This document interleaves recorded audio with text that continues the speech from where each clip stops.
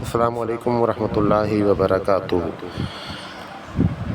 آج ہم بات کریں گے تہجد کے ساتھ جو ہمارے وتر ہیں ان کے بارے میں۔ تو یہ جو قیام اللیل ہے، تہجد کی رات ہے، تہجد کی نماز ہے، اس کو آپ مختصر بھی پڑھ سکتے ہیں، اس کو آپ طویل بھی پڑھ سکتے ہیں۔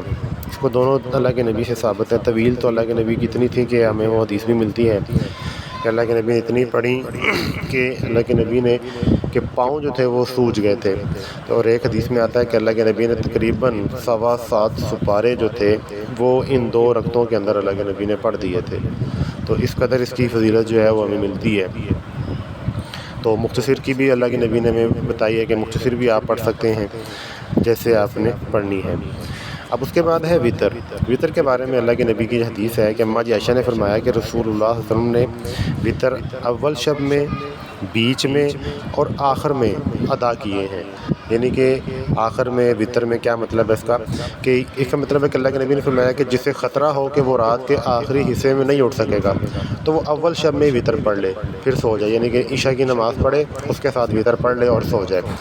اور جس شخص کو یقین ہو کہ وہ رات کو اٹھ جائے گا تو پھر وہ آخر میں وتر پڑھے، یعنی کہ تہجد پڑھے، پھر اس کے بعد وہ آخر میں وتر اس کے پڑھ لے۔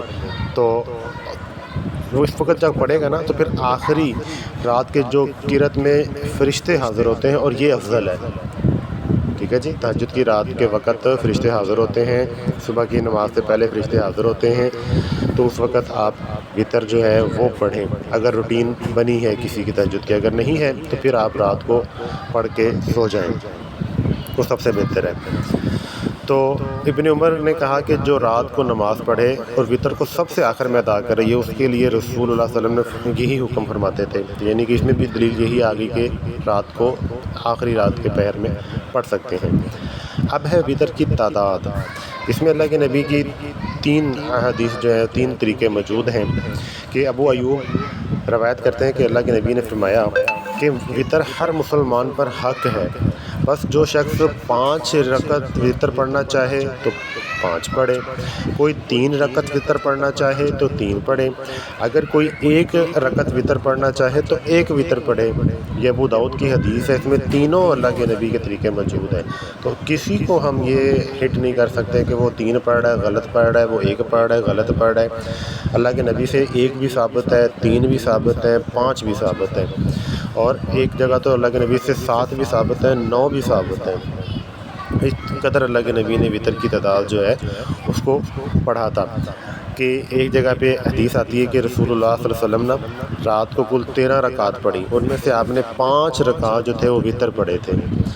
تو اگر 5 رکعات وتر پڑھے تھے تو اس میں کیا کیا تھا کہ آپ نے کسی بھی رکعت میں تشہد میں نہیں بیٹھے، آخری تشہد میں بیٹھے تھے۔ یعنی کہ 4-5 رکعتیں کنٹینیو آپ نے سجدہ کرتے کھڑے ہو جاتے، پھر سجدہ کرتے کھڑے ہو جاتے، اور آخری رکعت میں تشہد میں بیٹھتے تھے۔ یہ 5 پڑھنے کا طریقہ ہے۔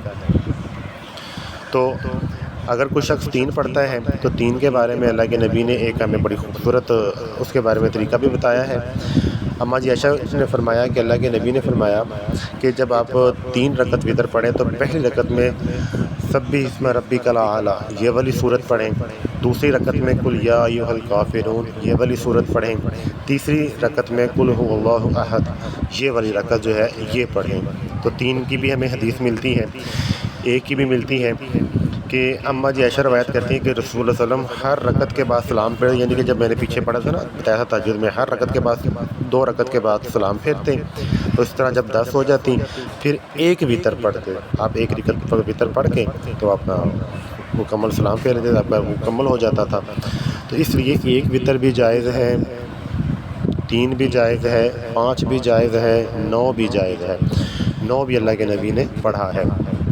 اب ہے ایک اکثر یہ سوال ذہن میں آتا ہے کہ اگر ایک بندہ رات کو وتر پڑھ کے سو گیا، اس کی آنکھ کھل جاتی ہے تہجد کے وقت، وہ تہجد پڑھتا ہے، تو عام ایک بات معاشرے میں پھیلی ہوئی ہے کہ وہ پہلے وتر جو رات کو پڑھا ہے اس کو توڑے گا، توڑنے کے لیے پھر 1 وتر اور پڑھے گا تو وہ 2 رکعتیں بن جائیں گی، پھر تہجد پڑھے گا۔ یہ طریقہ بالکل غلط ہے۔